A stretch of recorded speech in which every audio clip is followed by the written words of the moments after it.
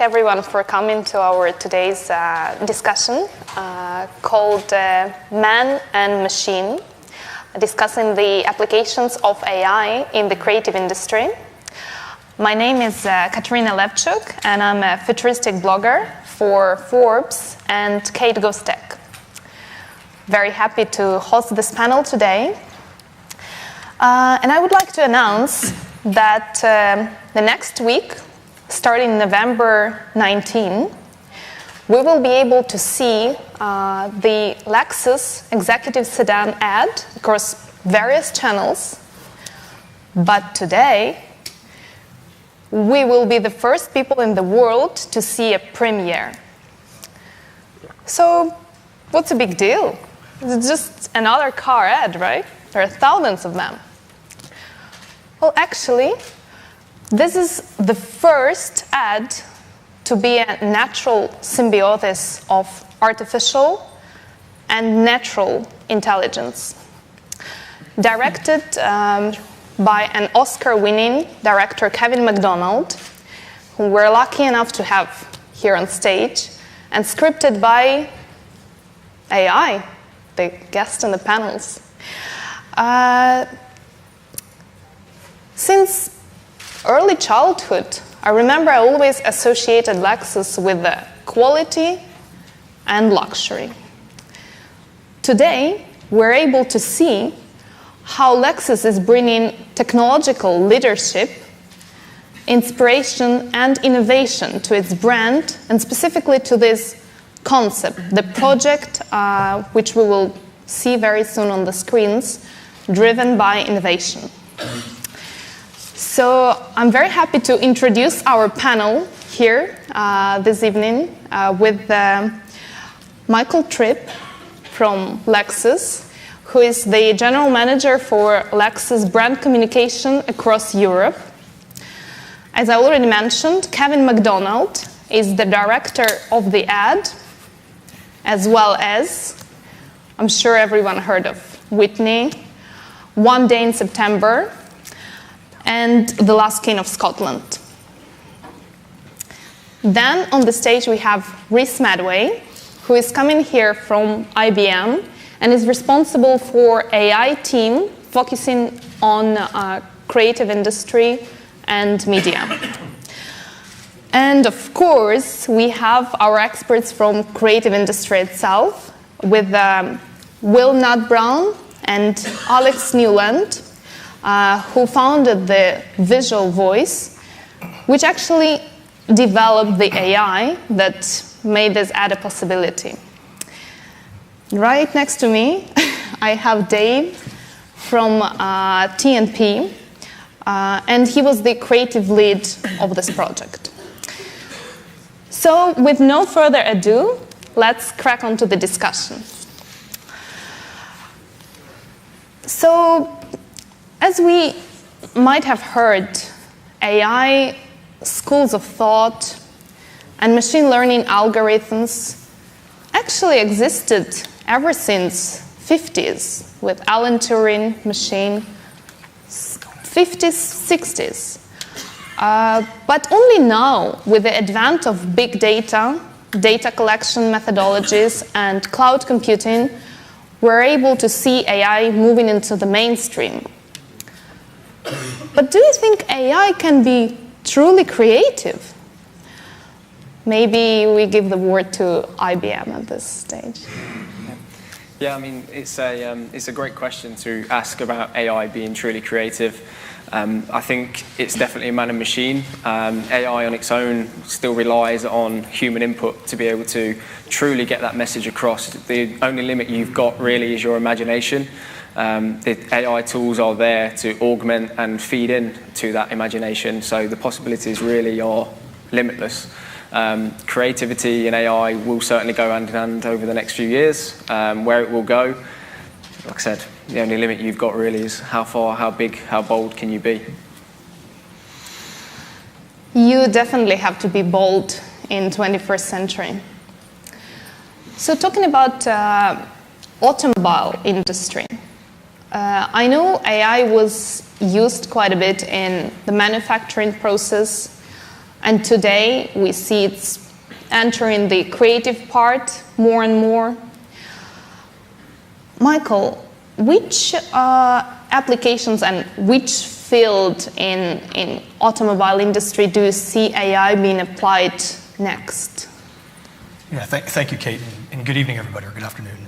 I think when you look at AI or automation, and you look at our corporate position, we continue to see AI or automation as the enabler, right? And I think, as Reese said, it's not man versus machine, it's man and machine. And so when you look at the business applications, you have the technology experts here, but we tend to look at it from a business application and look at AI can be used in a couple different ways, right? I mean, first and foremost, if you look at automation, it typically increases efficiency, so it's one way through things like robotics, which if you look at some of our research work we've done, we continue to work on. And I think the other thing with AI, typically, and maybe from a marketing or communication standpoint, we look at using data to make informed decisions, and this is where I think programmatics in our world have always been applied.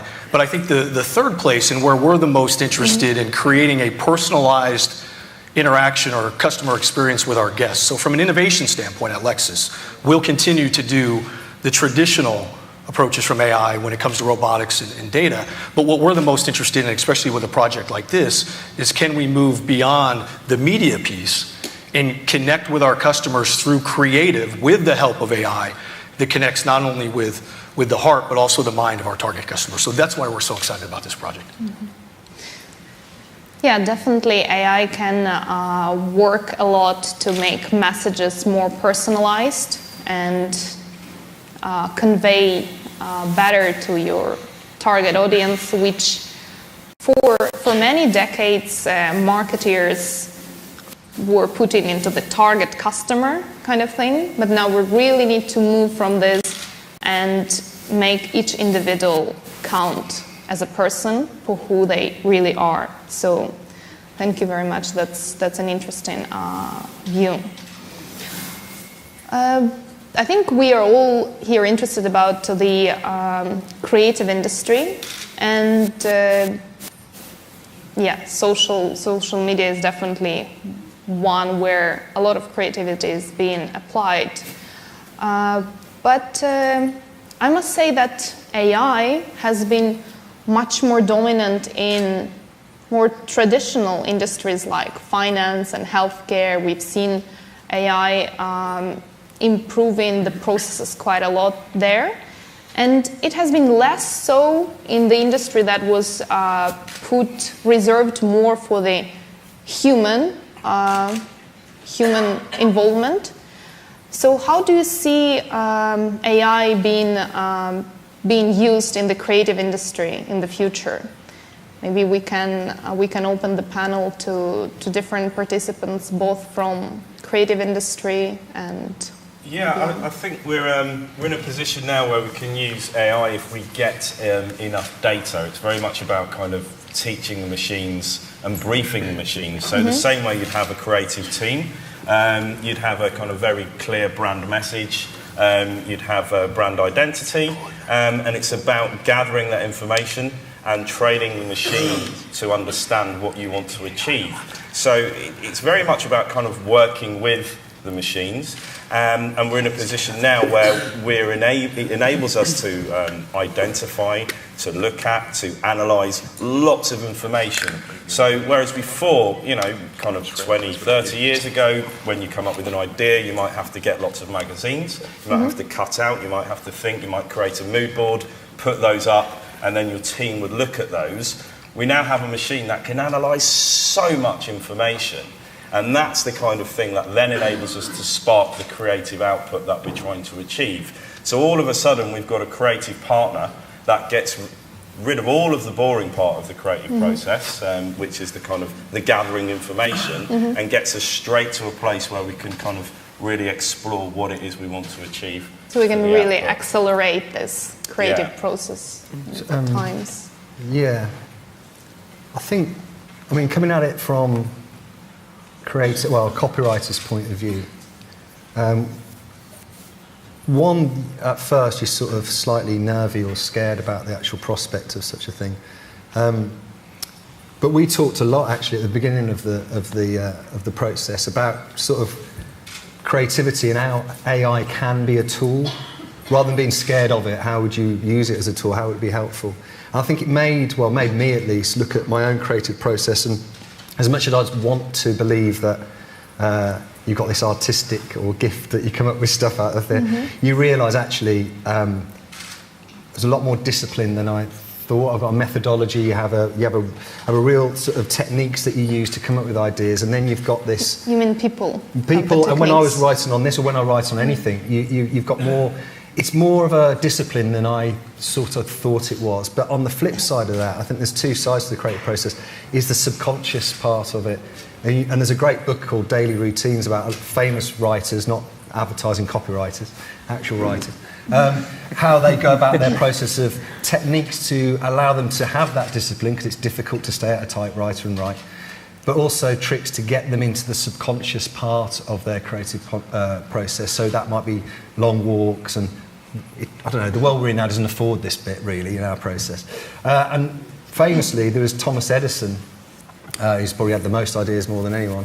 He used to get into his subconscious by doing all the writing, and then he'd sit in his chair and have a pen and paper next to his chair and hold a sort of very heavy sort of ball, steel ball, and he'd fall asleep, and just as he fell asleep he'd drop it, and as soon as he'd drop it he'd wake up and he'd write down whatever came into his head. Oh dear. I think probably all those ideas are probably rubbish, but it's part of the process of sort of how do I get into that subconscious. And I think AI, for me, I found interesting is it's almost like a bigger subconscious, a mechanical subconscious that's being developed, and that's how it felt in the process.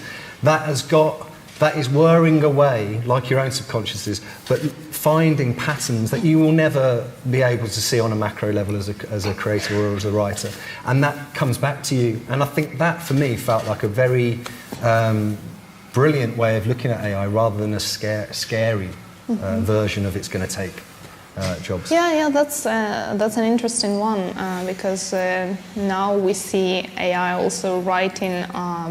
It can write news, talking about creativity, and about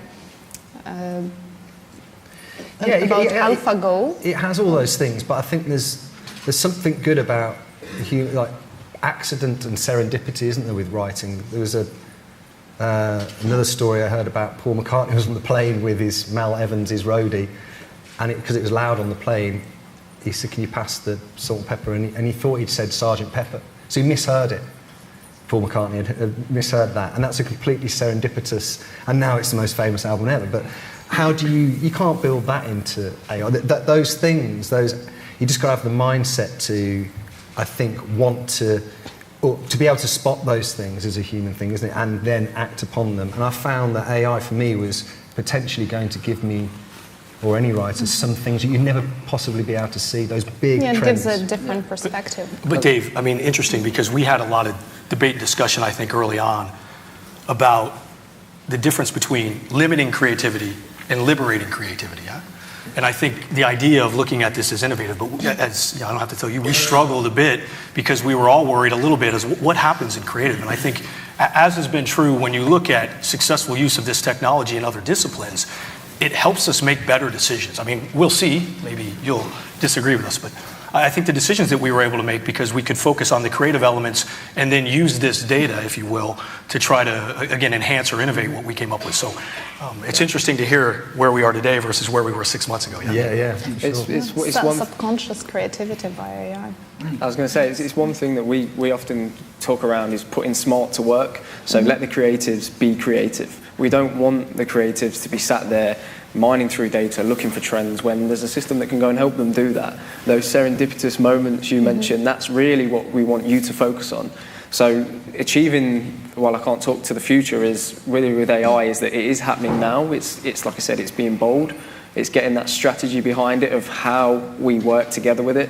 And then it's also developing the skills of the people that are going to go and work with it. So as creatives, it is a new way of working. It is going to require some new skills that you might not have yet, but it's in conjunction developing those over time so that you can focus on those elements where you are adding that personal touch and letting the AI do a lot of the heavy lifting so you can purely be in the zone. As you mentioned with Edison and his ball, right? You're getting into that flow state. That's what the AI will let you do. There are new roles for kind of creatives to take on, in that obviously any AI is going to need training data to be presented to it. So there's kind of a whole new field that we kind of found ourselves in, about looking at what is the right kind of training data to kind of create the sort of output that we're looking for. So it's a balance between not presupposing what the output's going to be, but almost like one might do for a child, kind of curating the world, as it were, in terms of what do we present it with. Yeah, and that's probably one of the key points that I raise when we do get the question around AI is just going to replace all my jobs, I don't need any more creatives. Well, you need somebody to input into that process. It is, like we said, it's man and machine, it's working together side by side. Won't it eventually find its own information?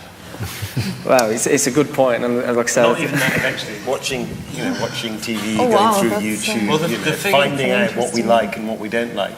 The interesting thing is with that, actually, because there's obviously if you search for certain information, for instance, if you put in childminder, you're going to get lots of females. If you put in doctors, you get lots of males. So there is that kind of moral responsibility that we've got when we're briefing the machines and teaching the machines to make sure we kind of don't put in the prejudice that's kind of already Can't we exists. program it not to be prejudiced? Well, that's what we should hopefully be doing. Yeah, I think Oh, so. wow, now we're even moving to the ethics of AI. It only took 15 minutes to become moral and philosophical in this Yeah, discussion. I think we got a lot We of beat our last record. a lot of cool concepts like serendipitous, subconscious AI. That's a good one. I already have some ideas for the articles. Talking about creativity, I think it means different things for different people. Yeah. Also, it means different things for different generations. And for millennial generations, they perceive brand and they associate themselves with the brand mainly as a lifestyle, as an ideology, the encompassing thing. How in Lexus do you make sure that you are able to stay relevant to these new generations, millennials and Gen Z? Yeah, it's interesting. I had a chance to sit in some of the sessions earlier, and I won't use the storytelling word that everybody said we can't use, but I mean, I think at the essence of as communicators, and I know we have a lot of colleagues in the room in the communication field, I think it still comes down to the basics, that you want to deliver the right content at the right time, through the right channel to the right audience. Okay, millennials or someone who's maybe not a millennial anymore, and so, or ever was. So, I mean, I think this is still the essence of communication. And so for us, of course, if you look at where we spend our time, we're competing for share of mind more than we ever have. And without a doubt, today it's about the experience. And if you look at how most of us spend our time and where we align with brands, and this is, you know, as a brand that's all about the experience, we're trying to create these personalized experiences so that we can be relevant to today's customer and tomorrow's customer with millennials.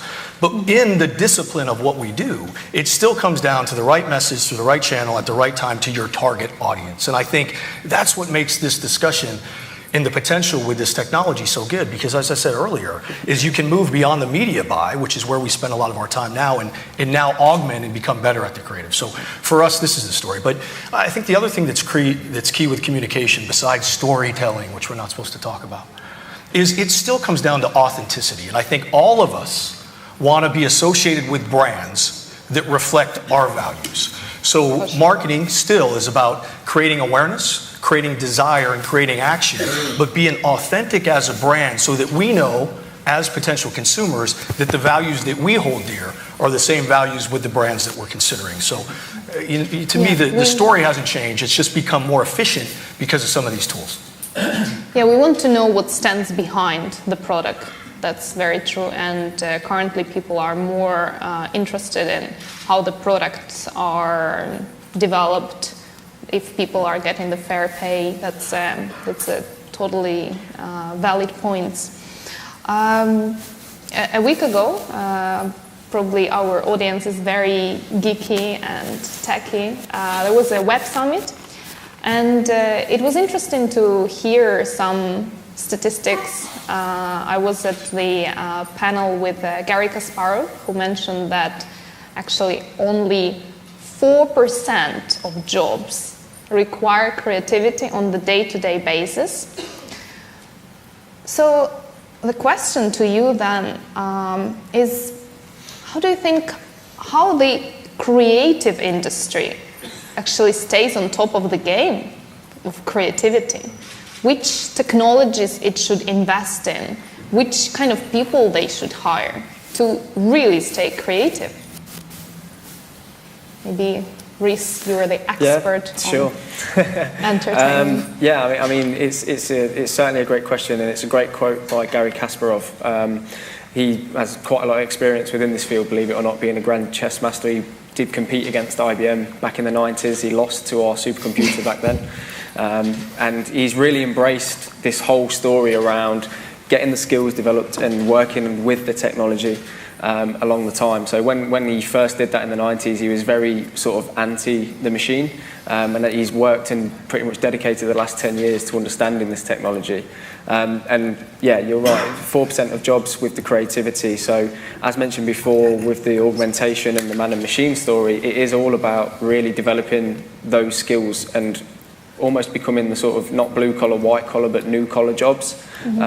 Really developing those skills within the existing jobs that you've already got as a creative and working with the tools that enable you to be more efficient. But for me, it always comes back to, like I said, that first point of just being bold, being able to embrace that point and having that strategy around how you go and work with these tools and what data you need to work with these tools, and then the skills will follow.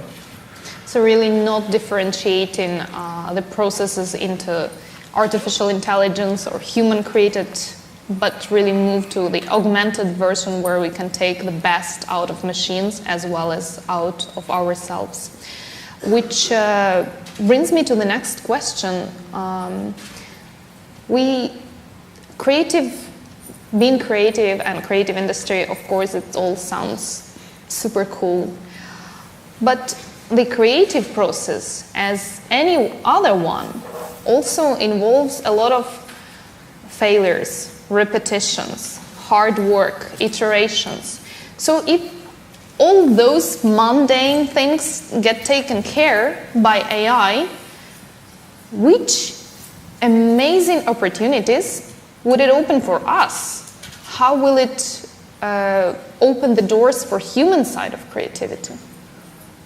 If anyone would like to jump in. I think there's an opportunity to maybe not necessarily always agree with what AI might tell us, but I mean, I think there's an advantage there in terms of just having more kind of information and opportunity. So again, it's bringing out data and bringing out insights that might otherwise be hidden. And I think sometimes as humans we can kind of see that AI has come to the wrong conclusion, and it's often quite interesting to look at why it got there. But still you can have quite an unbiased view from AI. I suppose that's actually, I think, one of the dangers that we look at with this work is that we talk about an unbiased view, but I mean, as Alex alluded to, often some of the training data has an underlying bias to it. So again, Google image search, if you were to connect AI to a Google image search and tell you whether or not a girl could be a doctor, the AI would say no.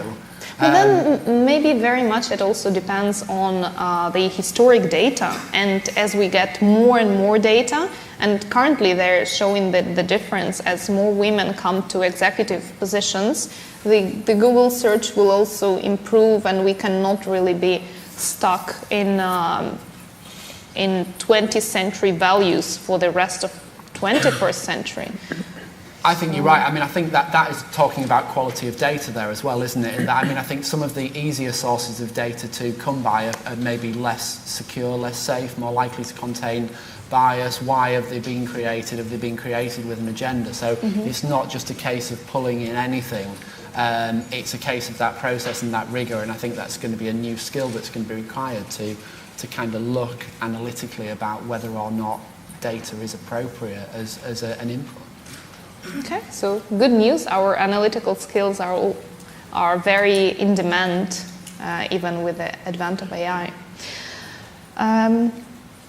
Talking about which, we we've already experienced and we've seen AI being part of creative process, creating some music. There was one, the Bach, that is actually quite similar to the original, and many people couldn't differentiate the difference. There was AI creating art, 500,000, recently sold by Christie's. I know it is doing some movie trailers by combining things and different images. But to be fair, AI was never seriously considered for advertisement, where you need to jam days and weeks of creative work in pretty much 60-second time slot. So, Michael, what inspired you to defy this norm and actually use AI for the ad? Yeah, I think when you look at being innovative, and you look at the AI discussion, it's easier to look at technology. For example, in our vehicles, we've had some kind of artificial intelligence for a number of years in our safety systems and our climate control systems. And I think as a brand, it's easy to stop there and say, okay, that's where AI's place is. But as I said earlier, we see that this technology is an enabler. And it's an enabler for us to not only make more informed decisions, but as we've been discussing here, to take all of this data and then still give it to this creative team or this extremely talented director and say, okay, there's another data input for you. Now go do what you do best with this additional set of variables, right? So this piece for us. And the other piece, as I said earlier, for us, it's about crafting a personalized experience. And we talk about connecting with millennials, but I think all of us, regardless of our age, what we long for is a personalized experience individually and with brands. And so for us, this we think is the potential with AI, is it can help us not only inform decisions that then we add to the creative mix, but then we can use the technology to also help us in crafting personalized experiences within the vehicle and within the creative, and then of course in the way we serve the creative up with the media. So this is why we think it's so valuable in a communications role. Mm-hmm. Yeah, that would be quite interesting to see how this beginning of using AI in advertisement, how it will move in the creative industry in the future, and what kind of talk we can have in 10 years about this. But Kate, I think what's key is, like any technology, the key is testing it, right? This is a pilot for us. I mean, I'm sure people will ask, what are you going to do next?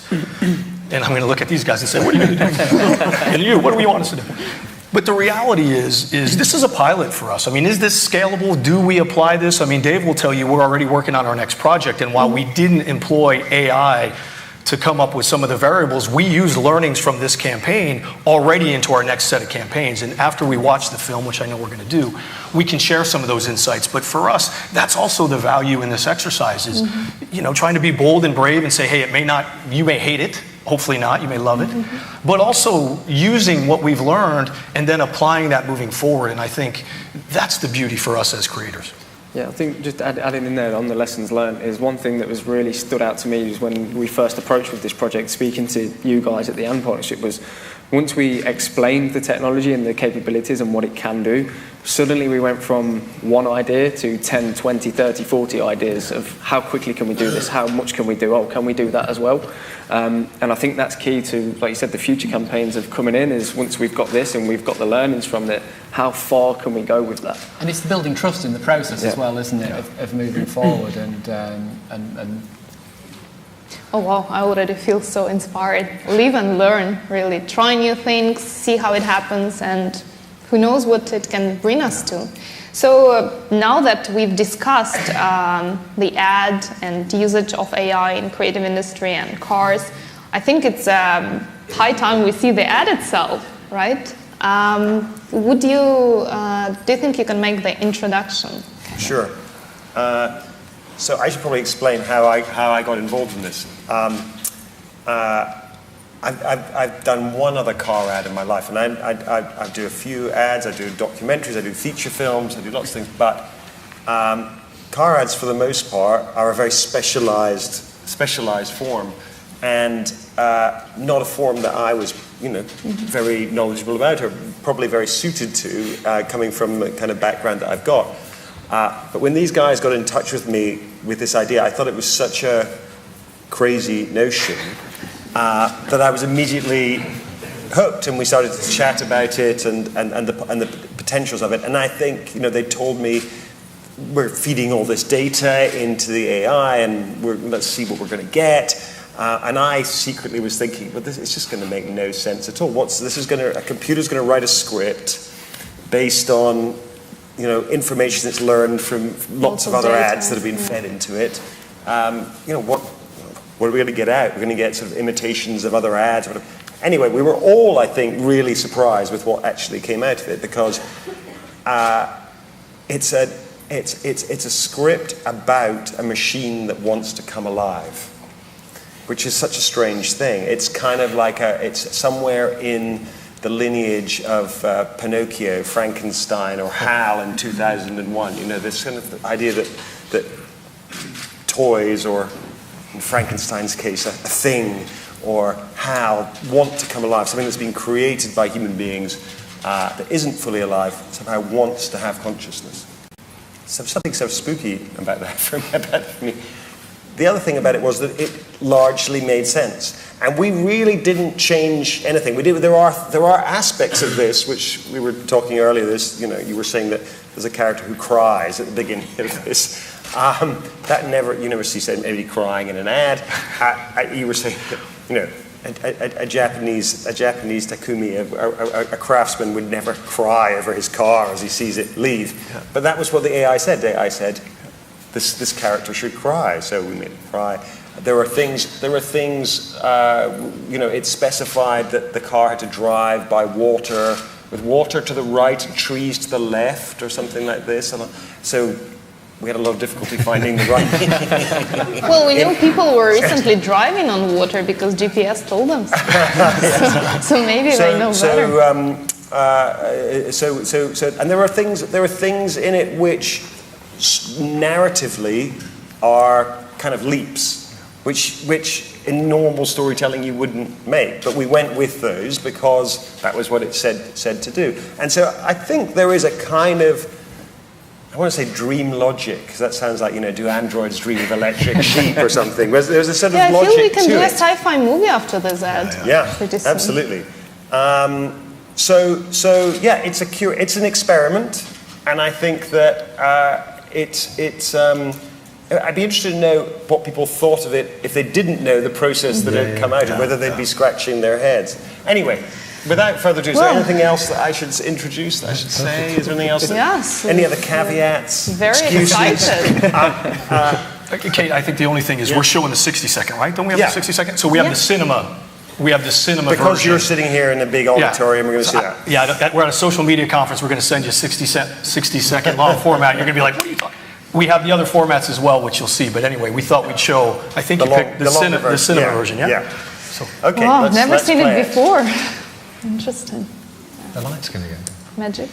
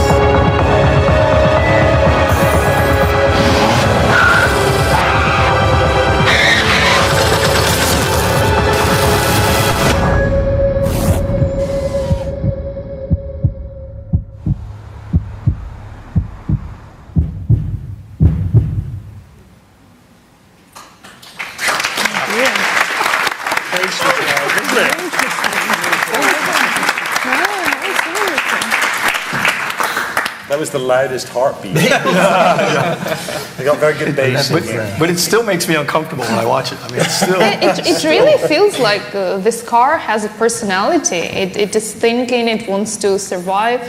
It's pretty much get into futuristic discussions on general AI and how it will behave. So once we've seen the ad, I think it would be interesting to know what were your thoughts, Kevin, once you've seen the script. What was the reaction? What did you think of it? Well, as I said, it was just a really interesting experiment for a filmmaker. Normally, as a director, you're coming in and you're trying to improve what's already there in the script. So if there's a script already in existence, whether it be for a commercial or for a film, your job is to come in and say, oh, we could tweak this, or this bit doesn't make sense, or this character, I don't believe this character, they're not doing it. And in this case, obviously, the idea was, well, if we do that, we'll rewrite it, and it'll just be but like, you really wanted it'll just to be like change any other. right? So the point is, I'm there as the sort of like the conduit for the AI to express itself, which obviously is a slightly artificial situation, and we're trying to accentuate, its voice within this, because that's kind of the purpose of it being an experiment. But I think, I think that. We're all quite vain as human beings, and we like to think that, we've got creativity, the machines, they're not going to have that. But I think most creativity is probably quite programmable, quite obvious. We go along doing much the same sort of things. You look at, obviously, algorithms on Netflix, which are deciding, we want to have a show that's got, 4 teenage characters and a dog, and it's going to be set in Australia, and it's going to have a scene where somebody falls off a mountain. And that's literally what they're already doing that at Netflix. And so it doesn't seem like a very big leap to them taking those formulas and actually writing a script, which then a director comes and says, oh, that would be better if it was this, this. I think where creativity really happens is in those revolutionary moments, whether those revolutionary moments are, punk arriving, say, and so you've had, 10 years of boring music where people are just doing the same kind of thing, and it might as well have been written by AI, and then there's this explosion of something that to most people feels ugly and horrible and uncommercial, but that's creativity. The creativity is often the thing that's a bit shocking, that's a bit kind of like, initially, I don't like that, so it's challenging, and whether or not, but maybe that can be programmed too. Maybe they can be programmed to be challenging. I just think it would be great. We can sit back and watch our heart's desire of whatever the material that most suits us psychologically as a viewer to watch. We'll be able to watch that, whether it be a commercial or whether it be a So just a question about this ad. Was it AI that decided that it should be a testing? Or did they decide everything? Everything in the ad is the AI decided. Literally to which side things, as I said, the car is driving on this side of the water. But Kate, I told you, it made me the team will tell you that's here, it made me very uncomfortable. And these guys know when I got the first edit, because it just doesn't make sense. If you think about it again, Kevin, we talked about the fact that there is a Takumi craftsman working on the line at one of our plants, and he cries as the vehicle leaves. I mean, not only is this obviously doesn't happen, but anybody who's familiar with Japanese culture knows that show of emotion would never happen either, right? So you have this element. The cadence of the edit doesn't make sense, right? Because you would go from the line to the crash, then it frees itself and it's driving, but that's not what the AI said. The interaction with the father and the daughter, and we talked about that. And then, come on, there's a crash test that's being broadcast on TV. I mean, it's just not. And so this is why. Yet at the same time, we've had people that have seen it said it's different, it's strange, but there's something about it that I have a bit of an emotional connection. And again, this is up to you to decide ultimately if you feel the same way, right? We're a bit biased talking about bias. It raises interesting questions about kind of who's right, in that there were kind of those elements that came up in that one of the things from the AI, there were a lot of findings came through that it was very much about creating this emotional experience. The AI was determined from the data sources that the car was almost irrelevant. I mean, there was a question earlier on whether the car would even have been in the ad at all even. Yeah. And I think there was an interesting tension. Which we wouldn't have approved, just for the record. Which obviously very bravely stayed very true. But I mean, there was obviously a lot of temptation there to kind of make the advert more about the car, because it doesn't feel like what we would normally do. But you don't see anyone driving the car, right? I mean, this is one of the things, and I know because, as Kevin said, the AI said it's about the car coming to life. But the reality is, as someone who's done an awful lot of traditional car ads, you'd think that you have to show to someone driving the ad. But the AI clearly told us emotion with tight shots, the father, the daughter, the Takumi craftsman, but not driving the car, which is something, as we've talked about, okay, how do we take that? So Yeah, lots of. I mean, obviously, I'm going to say I love it. I love the process itself was, I think, was great to be a part of. Because in amongst all of the sort of AI chat and technology, I mean, this did start in a very old-fashioned way. You know, the brief was, you know, you're looking at a car that's semi-intuitive, it's got technology that helps the driver. It's not about being automated driving, it's about the driver enjoying the pleasure of driving and the car sort of enhancing that. And really the idea was how, you know, we went through several ideas, but the idea was about how do you dramatise that product truth. I mean, you couldn't get any, that's advertising since time immemorial really. So the product truth, man and machine. So the idea, how can we get machine and man to work together to make the comms? So that was the beginning. And I think what's exciting about these sort of things is you know absolutely bugger all about how you can actually do it. I do, they did.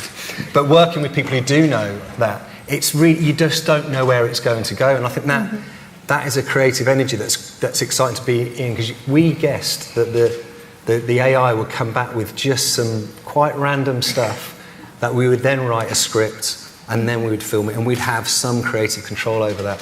But what it came back with was so sort of, you just go, let's let it go the full way. And I think what's interesting about it for me is that it isn't weird. It's weird, but it's almost normal enough, which is sort of odder and scarier in its own right. Actually, I really liked it. I felt almost like this AI went ahead of the time and jumped right into the self-driving cars and cars being controlled by AI. So I think in 10, 20 years, once we actually have the majority of self-driving cars, we will come back to this ad with an almost historic moment. uncanny feeling, like that car actually felt something. I think also what's interesting is that obviously you can have car advertising can become formulaic, and ironically you could imagine computers writing those formulaic ads, yet a computer has written an ad that's very much on the emotion of people. So a computer's written a more emotional ad than potentially what we would write as humans. Definitely. And I think, well, how did that come to be? But that was part of the brief, though. I think that stopped it from being formulaic, because it could quite simply, if we were just to take kind of a bunch of car ads and look at those and not input anything else, it may have been, it would have been a very different advert. But the fact that we kind of looked at intuition, so we worked with a company in Australia called MindX that explore intuition and what that is and what makes an intuitive person. That obviously influenced the output. The fact that we looked at luxury, because Lexus is a luxury brand, we explored lots of luxury adverts. So you didn't only take luxury car ads, but we looked at things to help brief the machine. So it was about those kind of little kind of influential things that you input that gives us the output that we got here. I think it's worth mentioning as well, because Dave, I think you almost underplay it in that actually the creative brief at the beginning was very important in steering everything that went thereafter. I mean, it was a very simple kind of truth. Away from the use of AI, it was this idea that it was about intuition. So intuition, instinct, and sentience, those kind of key ideas at the beginning, they really, you see those flow all the way through the kind of threads of data and the elements that were picked up as having the highest relevance. The AI sought out similar themes in the adverts that it was working from. It wouldn't have been anything like the advert today without that creative brief at the beginning. Definitely. But so it was just so important, those few words to get to where we got to. Yeah. Did you like it? I really liked the ad, and actually now I'm very excited about seeing the longer version and what it came up with. I have no idea, and it's definitely will be very, very different from what we're used to in traditional car industry and traditional advertising overall. So on this note, I would like to thank everyone for coming to this hopefully quite thought-provoking discussion. And I would like to invite everyone to a happy hour. I think we all deserve some rest and networking after the long day. So yeah, looking forward to meet you after the session, and feel free to come to Lexus lounge to continue the discussion. Thank you very much.